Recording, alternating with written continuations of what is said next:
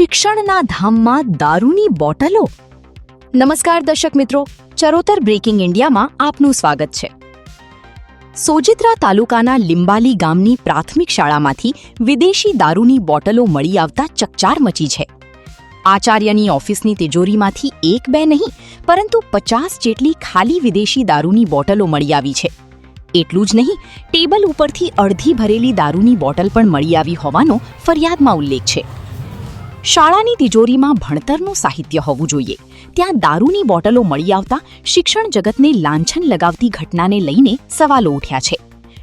સોજિત્રાના in charge તાલુકા પ્રાથમિક શિક્ષણ અધિકારીએ પોલીસ મથકે ફરિયાદ આપતા પોલીસે સુરેશ મગનભાઈ માછી સામે ગુનો નોંધી કાયદેસરની કાર્યવાહી હાથ ધરી છે. શિક્ષણનું ધામ કે દારૂ છુપાવવાનું સ્થાન? આ ઘટનાએ શાળાની વ્યવસ્થા અને જવાબદારી સામે ગંભીર સવાલો ઊભા કર્યા છે. આવી જ તાજી અને વિશ્વસનીય ખબર માટે જોડાયેલા રહો ચરોતર બ્રેકિંગ ઇન્ડિયા સાથે.